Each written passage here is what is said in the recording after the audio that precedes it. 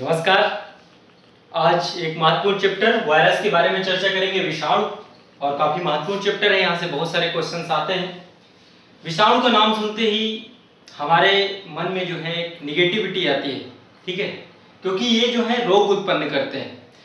रोग उत्पन्न करने के साथ साथ बहुत सारे विषाणु ऐसे भी होते हैं जो जीवन के लिए उपयोगी भी होते हैं। जीवाणु तो उपयोगी होते हैं, बैक्टीरिया तो हमारे जीवन के लिए बहुत ही उपयोगी है, ठीक है, लेकिन विषाणु भी, इनका भी कुछ उपयोग है। तो उन सभी के बारे में चर्चा करेंगे और विषाणु से संबंधित जितनी भी जानकारी परीक्षा उपयोगी है वो आप तक मैं उपलब्ध कराऊंगा। इसके अलावा विषाणुओं से जो बहुत सारे रोग होते हैं, अब मैं एग्जाम से पहले मेरी कोशिश होगी कि मैं जितने भी रोग वाले चैप्टर हैं, डिजीज के चैप्टर हैं, वो सब आप तक पहुंचा दूं, ठीक है। तो पहले विषाणु पढ़ेंगे, इसके बाद बैक्टीरिया का चैप्टर आएगा और इसके बाद फिर डिजीज के जितने भी चैप्टर होंगे आप तक पहुंचते रहेंगे। तो विषाणु जो है ये एक अति सूक्ष्म कण है, ठीक है, अति सूक्ष्म, जिसे आप नंगी आंखों से नहीं देख सकते हैं। आपने सुना होगा विषाणु को जीवन और मृत्यु दोनों के बीच की कड़ी बोला जाता है, सजीव और निर्जीव के बीच की कड़ी बोला जाता है। सजीवों के साथ रहते हैं तो एक्टिव हो जाते हैं, निर्जीवों के साथ रहते हैं तो निर्जीव वैसा बिहेवियर करने लगते हैं। तो इनके लक्षण भी देखेंगे कि सजीव के क्या लक्षण है और निर्जीव के क्या लक्षण है। तो जो विषाणु है, वायरस है, ये अति सूक्ष्म कण है, ये पैरासाइट्स होते हैं, ठीक है, पैरासाइट, ऑब्लिगेटेड पैरासाइट्स होते हैं, अकोशिकीय होते हैं, ठीक है, इनमें कोशिका नहीं होती है, ठीक है, अकोशिकीय होते हैं तथा ये न्यूक्लिक अम्लों द्वारा बने होते हैं। न्यूक्लिक अम्ल आरएनए या डीएनए। देखिए जो विषाणु होगा, या तो विषाणु में डीएनए पाया जाएगा या तो आरएनए पाया जाएगा। ऐसा नहीं होगा कि एक ही विषाणु में डीएनए और आरएनए दोनों चीजें पाई जाए। कुछ विषाणु होते हैं जिनमें डीएनए पाया जाता है, कुछ विषाणु ऐसे होते हैं जिनमें आरएनए पाया जाता है। जैसे कि पादपों में जो विषाणु होते हैं, वायरस होते हैं, प्लांट्स वायरस, उनमें आरएनए से, वो आरएनए से बने होते हैं। और जो जंतुओं में पाए जाते हैं वो अधिकांशतः डीएनए से बने होते हैं, ठीक है, डीएनए से होते हैं, कुछ आरएनए से भी होते हैं, ठीक है। तो न्यूक्लिक अम्लों से ये बने होते हैं। जब ये किसी जीवित परपोषी के अंदर आ जाते हैं, ठीक है, जीवित परपोषी के अंतर्गत, तो ये प्रजनन करने लगते हैं। इनके अंदर प्रजनन का भी गुण होता है, ये गुणन करने लगते हैं, यानी अपने वृद्धि करने लगते हैं, ठीक है। इसलिए इन्हें सजीव और निर्जीव के मध्य की कड़ी कहा जाता है। अब सजीव और निर्जीव के बीच, सजीवों में क्या लक्षण है इनके और निर्जीवों में क्या लक्षण है, उनके बारे में थोड़ा सा जान लेते हैं। सबसे पहली चीज, इनमें आनुवांशिक पदार्थ पाए जाते हैं, जैसे कि मैंने बताया कि न्यूक्लिक अम्लों से मिलकर ही बने होते हैं। यहाँ पे आप देख सकते हैं मैंने स्ट्रक्चर बनाया है, ठीक है, तो इसके बारे में भी चर्चा करेंगे। ये है वायरस की संरचना से संबंधित, वायरस की बाह्य संरचना और वायरस की आंतरिक संरचना, दोनों चीजों को मैंने यहाँ पे दिखाने का प्रयास किया। तो अभी इसके बारे में देखेंगे। तो इसमें डीएनए और आरएनए पाए जाते हैं। यहाँ पे देख सकते हैं ये जो अंदर पूरा लिक्विड पदार्थ है ये डीएनए है, ठीक है, अंदर की जो ये संरचना मैंने दिखाई है ये क्या है, डीएनए, ठीक है। इनमें जीव गुणन की, ये कुछ क्वेश्चन पूछा गया है।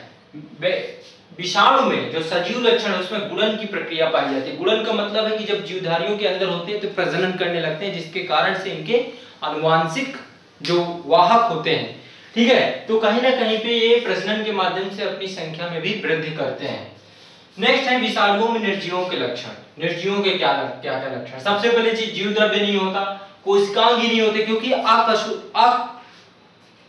ये अकोशिकीय होते हैं, अकोशिकीय होते हैं, ठीक है। इनमें जीव द्रव्य और कोशिकांगों का अभाव होता है, अनेक जैविक क्रियाओं का अभाव होता है। जो जीवों के एक लक्षण है ना, जैसे कि श्वसन, उत्सर्जन आदि का अभाव होता है विषाणुओं में, ठीक है। निर्जीवों के समान ये क्रिस्टल, इनके क्रिस्टल बनाए जाते हैं। जब ये निर्जीव अवस्था में होते हैं तो क्रिस्टल्स के रूप में यत्र बिहेव करते हैं, ठीक है, तो इनके क्रिस्टल बना सकते हैं।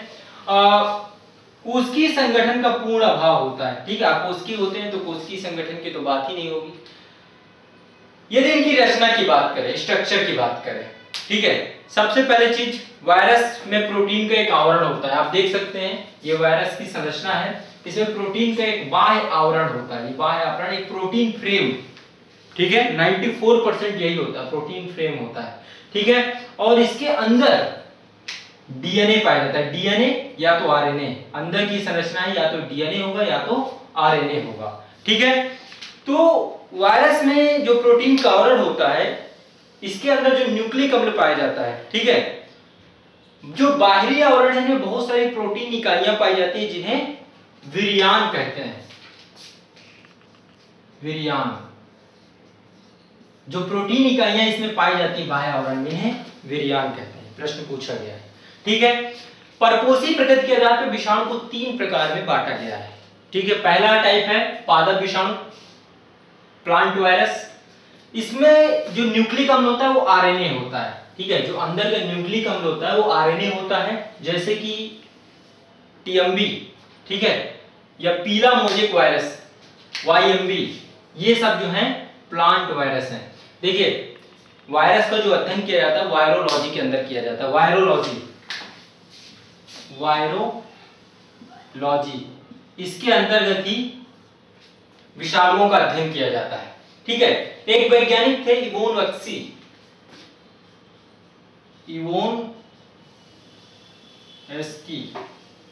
इन्होंने, ये रूस के वैज्ञानिक थे, इन्होंने तंबाकू में पाए जाने वाला जो मोजिक वायरस है, तंबाकू में एक मोजिक नामक बीमारी होती है, तो उस मोजिक वायरस के माध्यम से ही पहली बार विषाणुओं का अध्ययन किया, ठीक है। ये कहा जा सकता है कि इवोन वस्की ने ही विषाणुओं की खोज की थी। तंबाकू के पत्तों में जो मोजिक नामक बीमारी है, जिसे ये टीएमबी, ठीक है, उसका पता लगाया और इस वायरस के बारे में उन्होंने अध्ययन किया था। वायरस जो है ये लैटिन शब्द से मिलकर बना है।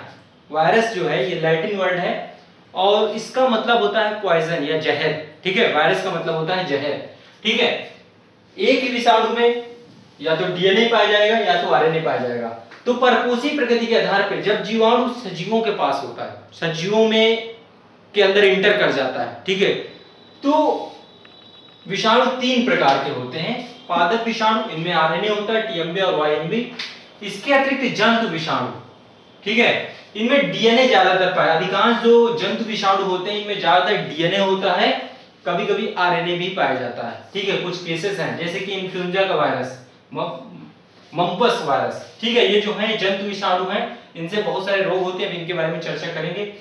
नेक्स्ट है बैक्टीरियोफेज, बहुत ही महत्वपूर्ण, ये उपयोगी विषाणु है, इनका जो है काफी उपयोग भी है, ठीक है। ये विषाणु ये जीवाणुओं के ऊपर आश्रित रहते हैं, यानी ये बैक्टीरिया को खत्म कर देते हैं, साफ कर देते हैं, क्लीन कर देते हैं, ठीक है। ये भी, इनमें भी डीएनए पाया जाता है, जैसे कि टी2 फेज जो जीवाणु है इसे जीवाणु भोजी या बैक्टीरियोफेज कहते हैं। आपको पता होगा गंगा नदी जो है, गंगा नदी का पानी बहुत स्वच्छ रहता है। उसको आप गंगा से यदि पानी ले करके आप अपने घर ले जाएं तो बहुत समय तक उसी तरीके से स्वच्छ बना रहता है। उसका कारण क्या है? क्योंकि इसमें जीवाणु भोजी वायरस पाया जाता है, बैक्टीरियोफेज, जो कि गंगा नदी में जो हानिकारक जीवाणु होते हैं उनको खा लेता है, खत्म कर देता है, उनको क्लीन कर देता है, ठीक है। इसके अतिरिक्त एक इसी में एक कैटेगरी होती है साइनोफेज, ठीक है। साइनोफेज विषाणु क्या करते हैं? जो नील हरित हानिकारक या अवांछित नील हरित शैवाल होते हैं उनको साफ कर देता है, उनको खत्म कर देता है, ठीक है। तो इस तरीके से ये बैक्टीरियोफेज जो है ये इंपॉर्टेंट है। पादप विषाणु और जंतु विषाणु ये रोग वर्धन करते हैं, रोग बढ़ाते हैं, पादपों में रोग और जंतुओं में रोग। जैसे कि कुछ जंतु विषाणुओं को मैं यहाँ पे आपको एग्जांपल बताऊंगा, जैसे कि चेचक। इस क्वेश्चन को मिटा देते हैं, कुछ लिखना पड़े तो जंतुओं या मानव के अंदर आपको पता है चिकन पॉक्स हो जाता है, ठीक है, जिसमें बड़े बड़े जो है छाले टाइप के हो जाते हैं, ठीक है, उसमें लिक्विड भरा होता है। तो जो चेचक होता है चिकन पॉक्स वो होता है वेरियोला वायरस से, वेरियोला वायरस, ठीक है। नेक्स्ट है रेबीज। रेबीज पता है कुत्ता जब काट लेता है तो उसके बाद रेबीज नामक एक जो है रोग हो जाता है। इसमें एक वायरस होता है रैप्टो वायरस, इसके कारण जो है रेबीज हो जाता है। ये है चेचक और ये है रेबीज। इसके अतिरिक्त एड्स HIV वायरस, ठीक है। इसके अंतर्गत मनुष्य की जो प्रतिरोधक क्षमता है वो खत्म हो जाती है। जब HIV वायरस हमारे बॉडी में प्रवेश कर जाता है तो कहीं ना कहीं पे बॉडी की जितनी भी इम्यूनिटी पावर है, जो श्वेत रक्त कणिकाएं होती हैं जो हमारे बॉडी को रोग प्रतिरोधक करती हैं, बहुत सारे रोगों से लड़ती हैं, हमें स्वस्थ रखती हैं, वो धीरे धीरे ऑटोमेटिक उनका खात्मा हो जाता है, इसके बाद जो है कुछ भी यदि हमें जुकाम भी हो गई, ठीक है, इन्फ्लुएंजा हो गया, फ्लू हो गया, बुखार खांसी कुछ भी हो गया, फिर वो सही नहीं होता है, ठीक है, उसी कारण व्यक्ति की मृत्यु भी हो जाती है। इसके अलावा इन्फ्लुएंजा जो होता है वो होता है आर्थोमिक्सो वायरस से, आर्थोमिक्सो वायरस, ठीक है। जो इन्फ्लुएंजा रोग होता है, फ्लू, इसमें बुखार भी आता है, ये आर्थोमिक्सो वायरस से होता है, ठीक है। इसके बाद डेंगू बहुत महत्वपूर्ण है। डेंगू मच्छर होता है एडिस एजिप्टी, इस मच्छर मादा मच्छर है, इस मच्छर से चिकनगुनिया भी होता है, डेंगू भी होता है, ठीक है। तो इसमें जो वायरस होता है वो मच्छर किस वायरस का वाहक होता है? आर्बो वायरस का, आर्बो वायरस, ठीक है। इसके अतिरिक्त बहुत लोगों को सर्दी जुकाम हो जाती है, ठीक है। आप देखते हैं जब हमारा घर से कहीं दूर जाते हैं, पानी चेंज होता है, ठीक है, तो हमें सर्दी जुकाम हो जाती है। तो एक वायरस होता है राइबो वायरस, ये वायरल के लिए कारक होता है, फैक्टर होता है राइबो वायरस। सर्दी जुकाम साल में 1-2 बार सभी को होती है। उसका कारण क्या है? जो ये राइबो वायरस होता है ये अपना नेचर चेंज करने में बहुत माहिर होता है, अपना चरित्र चेंज करके हर साल ये फिर से नए रूप में आ जाता है।